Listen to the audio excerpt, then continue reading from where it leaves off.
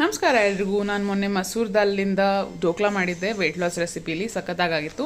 So ಅದನ್ನು ತೋರಿಸ್ತಾ ಇದ್ದೀನಿ ಇವತ್ತು. ಮಸೂರ್ ದಾಲ್ಗೆ 1 ಕಪ್ ಮಸೂರ್ ದಾಲ್ಗೆ ಒಂದು 2 ಸ್ಪೂನಷ್ಟು ತೊಗರಿಬೇಳೆ ಹಾಕ್ಕೊಂಡು ನೆನೆಸ್ಬಿಟ್ಟು 2 ಅವರು ಅದಕ್ಕೆ ನಾನು ಮಿಕ್ಸಿ ಜಾರ್ಗೆ ಒಂದು ಮೆಣಸಿನ್ಕಾಯಿ, ಒಂದು ಸ್ವಲ್ಪ ಶುಂಠಿ ಹಾಕಿ ಚೆನ್ನಾಗಿ ಫೈನ್ ಪೇಸ್ಟ್ ಮಾಡ್ಕೊಂಡಿದ್ದೀನಿ. ಈ ಫೈನ್ ಪೇಸ್ಟ್ ಮಾಡಿರೋದನ್ನ ಒಂದು ಬೌಲಿಗೆ ಟ್ರಾನ್ಸ್ಫರ್ ಮಾಡಿ ಒಂದು 2 ಸ್ಪೂನ್ ಕಡಲೆ ಹಿಟ್ಟು ಹಾಕಬೇಕು.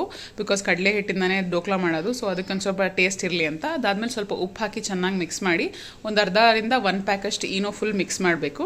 ಇದು ಈನೋ ಮಿಕ್ಸ್ ಮಾಡಿದ್ಮೇಲೆ ಜಾಸ್ತಿ ಹೊತ್ತು ಬಿಡಬಾರ್ದು. ಸೊ ಮತ್ತೆ ಒಂದು ಪ್ಯಾನ್ ತೊಗೊಂಡು ಅದಕ್ಕೆ ಎಣ್ಣೆ ಗ್ರೀಸ್ ಮಾಡಿ ಮಿಕ್ಸ್ ಮಾಡ್ಕೊಂಡಿದ್ದು ಮಿಕ್ಸ್ಚರ್ನ ಅದಕ್ಕೆ ಟ್ರಾನ್ಸ್ಫರ್ ಮಾಡಿ ಈವನ್ ಆಗಿ ನೀಟಾಗಿ ಟ್ಯಾಪ್ ಮಾಡಿ ಅದನ್ನ ಕೋಟ್ ಮಾಡಿದ್ದೀನಿ. ಅದಾದಮೇಲೆ ಇದನ್ನು ಒಂದು ಸ್ಟೀಮರ್ ಥರ ಇಡ್ಲಿ ಬೇಯಿಸೋ ಥರ ಒಂದು ಕಡೆ ಇಟ್ಟು ಒಂದು 20 ಮಿನಿಟ್ಸ್ ಲೋ ಫ್ಲೇಮಲ್ಲಿ ಸ್ಟೀಮ್ ಮಾಡಬೇಕು. ಆಮೇಲೆ ಸ್ಪೂನ್ ಫೋರ್ಕ್ ಹಾಕಿ ನೋಡಿದಾಗ ಈವನ್ ಆಗಿ ಬಂದರೆ ಆಗಿರುತ್ತೆ ಅಂತ. ಸೊ ಅದಾದಮೇಲೆ ಒಂದು ತಟ್ಟೆಗೆ ಇದನ್ನು ಹಾಕ್ಬಿಟ್ಟು ಇಡಬೇಕು, ಸ್ವಲ್ಪ ತಣ್ಣಗಾಗಕ್ಕೆ ಬಿಡಬೇಕು.